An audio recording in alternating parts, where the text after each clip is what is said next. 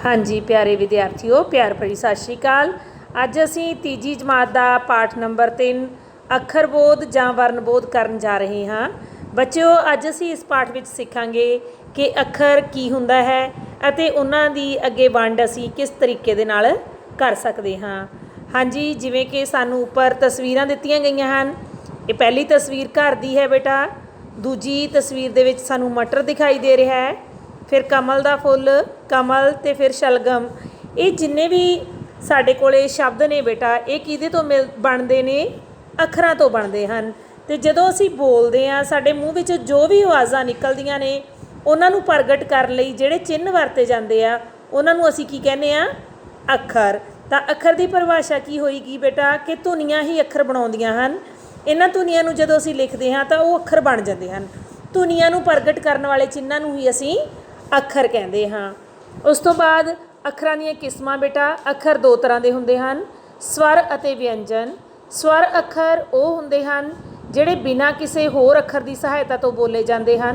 तो पंजाबी दे विच ऊड़ा, आड़ा, ईड़ी 3 स्वर अखर हैं। तो इन्हां दे नाल वंड के लगा लगदियां हन। साडियां टोटल जिहड़ियां 10 लगा ने बेटा, वो सारियां दियां सारियां स्वरां दे नाल नहीं लगदियां, इन्हां नाल वंड के लगदियां हन लगा।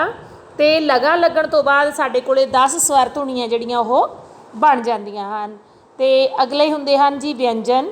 व्यंजन अखर वो हुंदे हन जिहड़े स्वरां की सहायता नाल बोले जाते हैं, उन्होंने असी व्यंजन कहते हाँ। सस्से तो लैके लल्ले पैर बिंदी तक सारे साढ़े कोले व्यंजन हैं। अते व्यंजनां दे विचों कुछ साढ़े कोल अनुनासिकी व्यंजन हैं, जिन्हां दी आवाज़ बेटा नक्क दे विचों आउंदी है, उन्होंने असी अनुनासिकी व्यंजन कह दिंदे हाँ। साढ़े कोले पंजाबी दे विच नईयां, अईयां, नाणा, नन्ना ते मम्मा, ये 5 अनुनासिकी व्यंजन हैं।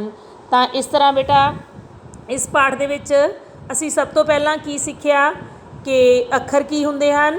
उस तो बाद अखरां दीयां 2 किस्मां, स्वर अते व्यंजन। उस तो बाद व्यंजनां दे विच की हुंदे ने?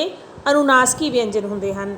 उस तो बाद गल करांगे जी पैर विच पैण वाले अखरां दी, जिन्हां नूं असी दुत्त अखर कहंदे हाँ। पंजाबी दे विच 3 अखर अजिहे हैं जिहड़े दूजे अखरां दे पैर विच पैंदे हन, जिन्हां दी वरतों असी दूजे अखरां दे पैर विच करदे हाँ।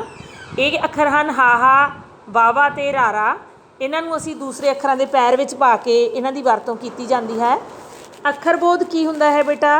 अखर बोध व्याकरण का वो भाग है जिहड़ा सानू अखरां, लगा अते लगा अखरां दी वरतों बारे ज्ञान दिंदा है, उस नूं असी अखर बोध कह दिंदे हाँ।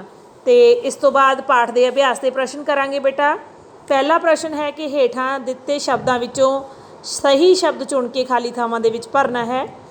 ऊड़ा खाली थां दे विच आएगा जी, पंजाबी भाषा विच अनुनासिकी अखरां की गिनती 5 है।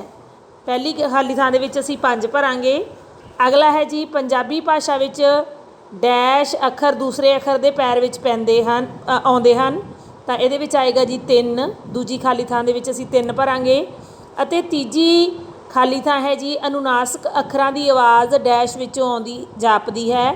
तो ये असीं भरांगे जी नक।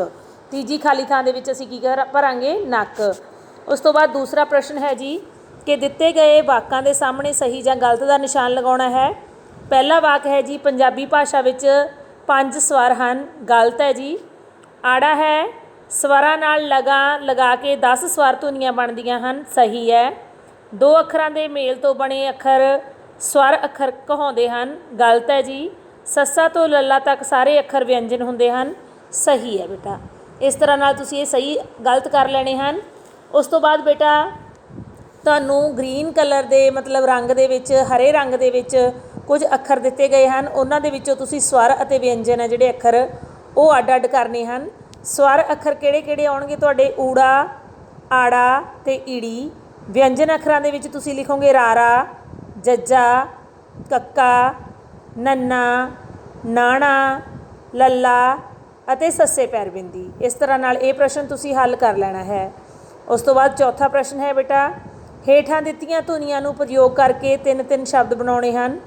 ऊड़ा वाले 3 शब्द, आड़ा वाले ते ईड़ी वाले, जिन्हां दे विच ऊड़ा, आड़ा, ईड़ी तिन्नां धुनियां दी वरतों होवे, वो 3-3 शब्द तुसीं अपने कोलों बनाउणे हन। जिवें ऊड़ा नाल ऊठ बन जाएगा, आड़ा नाल अदरक बन जाएगा, ईड़ी नाल इट बन जाएगा। इन्हां दा प्रयोग करके तुसीं वख-वख शब्द है जिहड़े तिन तिन ਉਹ ਬਣਾ ਦੇਣੇ ਹਨ। ਉਸ ਤੋਂ ਬਾਅਦ ਹਾਹਾ ਵਾਵਾ ਰਾਰਾ ਨੂੰ ਕਿਸੇ ਦੂਸਰੇ ਅੱਖਰ ਦੇ ਪੈਰ ਵਿੱਚ ਪਾ ਕੇ ਤਿੰਨ ਤਿੰਨ ਸ਼ਬਦ ਬਣਾਉਣੇ ਹਨ। ਹਾਹਾ ਪੈਰ 'ਚ ਪੈਣ ਵਾਲੇ ਜਿਵੇਂ ਪੜ੍ਹ, ਠੀਕ ਹੈ। ਲੜ ਪੜ੍ਹ ਤੋਂ ਬਾਅਦ ਤੁਸੀਂ ਲਿਖ ਸਕਦੇ ਹੋ ਪੜ੍ਹਾਈ, ਅਤੇ ਉਸ ਤੋਂ ਬਾਅਦ ਤੁਸੀਂ ਲਿਖ ਸਕਦੇ ਹੋ ਜੜ। ਤਾਂ ਇਸ ਤਰ੍ਹਾਂ ਨਾਲ ਵਾਵਾ ਪੈਰ 'ਚ ਪਾਉਣ ਵਾਲਾ ਜਿਵੇਂ ਸਵਰ, ਸਵੈ, ਸਵੈ ਜੀਵਨੀ, ਇਸ ਤਰ੍ਹਾਂ ਦੇ ਅੱਖਰ। ਰਾਰਾ ਪੈਰ 'ਚ ਪਾ ਕੇ ਜਿਵੇਂ ਪ੍ਰੇਰਨਾ, ਠੀਕ ਹੈ, ਪ੍ਰਕਾਸ਼, ਅਤੇ ਇਸ ਤੋਂ ਬਾਅਦ ਆਪਾਂ ਸਰੋਤ, ਇਸ ਤਰ੍ਹਾਂ ਦੇ ਸ਼ਬਦ ਹੈ ਜਿਹੜੇ ਉਹ ਬਣਾ ਸਕਦੇ ਹਾਂ। ਉਸ ਤੋਂ ਬਾਅਦ ਅੱਖਰ ਕੀ ਹੁੰਦੇ ਹਨ, ਇਹਦੀ ਪਰਿਭਾਸ਼ਾ ਬੇਟਾ ਤੁਸੀਂ ਲਿਖੋਗੇ ਕਿ ਧੁਨੀਆਂ ਨੂੰ ਪ੍ਰਗਟ ਕਰਨ ਲਈ ਜਿਹੜੇ ਚਿੰਨ੍ਹ ਵਰਤੇ ਜਾਂਦੇ ਹਨ ਉਹਨਾਂ ਨੂੰ ਅੱਖਰ ਕਹਿੰਦੇ ਹਨ। ਧੁਨੀਆਂ ਨੂੰ ਪ੍ਰਗਟ ਕਰਨ ਲਈ ਜਿਹੜੇ ਚਿੰਨ੍ਹ ਵਰਤੇ ਜਾਂਦੇ ਹਨ ਉਹਨਾਂ ਨੂੰ ਅਸੀਂ ਅੱਖਰ ਕਹਿੰਦੇ ਹਾਂ। ਅੱਖਰਾਂ ਦੀਆਂ ਕਿਸਮਾਂ ਬਾਰੇ ਲਿਖੋ। ਅੱਖਰਾਂ ਦੀਆਂ ਕਿਸਮਾਂ ਦੋ ਕਿਸਮਾਂ ਹਨ, ਸਵਰ ਅਤੇ ਵਿਅੰਜਨ। ਅੱਖਰ ਦੋ ਕਿਸਮ ਦੇ ਹੁੰਦੇ ਹਨ, ਸਵਰ ਅਤੇ ਵਿਅੰਜਨ। ਸਵਰ ਅਤੇ ਵਿਅੰਜਨਾਂ ਦੀ ਪਰਿਭਾਸ਼ਾ ਅਤੇ ਉਦਾਹਰਣ ਲਿਖਣੀ ਹੈ ਬੇਟਾ। ਇਹ ਤੁਹਾਨੂੰ ਪੇਜ ਨੰਬਰ ਤੁਹਾਡਾ ਜਿਹੜਾ ਮੇਰਾ ਸਕਰੀਨ 'ਤੇ ਸ਼ੋਅ ਹੋ ਰਿਹਾ ਪੇਜ, ਪਹਿਲਾ ਪੁਆਇੰਟ ਹੈ ਸਵਰ। ਉਹ ਅੱਖਰ ਜਿਹੜੇ ਕਿਸੇ ਹੋਰ ਅੱਖਰ ਦੀ ਸਹਾਇਤਾ ਤੋਂ ਬਿਨਾਂ ਬੋਲੇ ਜਾਣ ਉਹਨਾਂ ਨੂੰ ਸਵਰ ਕਹਿੰਦੇ ਹਨ। ਪੰਜਾਬੀ ਵਿੱਚ 3 ਸਵਰ ਊੜਾ ਆੜਾ ਈੜੀ ਹਨ। ਦੂਜਾ ਹੈ ਜੀ ਵਿਅੰਜਨ। ਉਹ ਅੱਖਰ ਜਿਹੜੇ ਸਵਰਾਂ ਦੀ ਸਹਾਇਤਾ ਨਾਲ ਬੋਲੇ ਜਾਣ ਉਹਨਾਂ ਨੂੰ ਵਿਅੰਜਨ ਕਹਿੰਦੇ ਹਨ।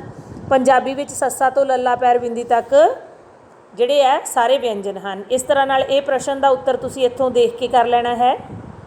ਉਸ ਤੋਂ ਅਗਲਾ ਪ੍ਰਸ਼ਨ ਹੈ ਜੀ ਸਾਡਾ, ਅੱਖਰ ਬੋਧ ਕੀ ਹੁੰਦਾ ਹੈ। ਇਹ ਬੇਟਾ ਤੁਹਾਨੂੰ ਪਾਠ ਦੇ ਅੰਤ ਦੇ ਵਿੱਚ ਜਿਹੜਾ ਇੱਕ ਬਾਕਸ ਬਣਿਆ ਹੋਇਆ ਉਹਦੇ ਵਿੱਚ ਦਿੱਤਾ ਹੋਇਆ ਹੈ ਵੀ ਅੱਖਰ ਬੋਧ। ਵਿਆਕਰਨ ਦੇ ਜਿਹੜੇ ਮੇਰੀ ਸਕਰੀਨ 'ਤੇ ਤੁਹਾਨੂੰ ਦਿਖਾਈ ਦੇ ਰਿਹਾ ਹੈ ਕਿ ਵਿਆਕਰਨ ਦੇ ਜਿਹੜੇ ਨਿਯਮ ਸਾਨੂੰ ਅੱਖਰਾਂ, ਲਗਾਂ ਅਤੇ ਲਗਾ ਅੱਖਰਾਂ ਅਤੇ ਉਹਨਾਂ ਦੀ ਵਰਤੋਂ ਆਦਿ ਦਾ ਗਿਆਨ ਦੇਣ, ਉਹ ਅੱਖਰ ਬੋਧ ਕਹਾਉਂਦੇ ਹਨ। ਇਸ ਤਰ੍ਹਾਂ ਨਾਲ ਤੁਸੀਂ ਇਹਨਾਂ ਪ੍ਰਸ਼ਨਾਂ ਨੂੰ ਹੱਲ ਕਰ ਲੈਣਾ ਹੈ। ਜੇਕਰ ਫਿਰ ਵੀ ਕੋਈ ਤੁਹਾਨੂੰ ਪ੍ਰੋਬਲਮ ਆਉਂਦੀ ਹੈ ਤਾਂ ਤੁਸੀਂ ਜ਼ੂਮ ਸੈਸ਼ਨ ਦੇ ਵਿੱਚ ਮੇਰੇ ਨਾਲ ਡਿਸਕਸ ਕਰ ਸਕਦੇ ਹੋ। ਧੰਨਵਾਦ।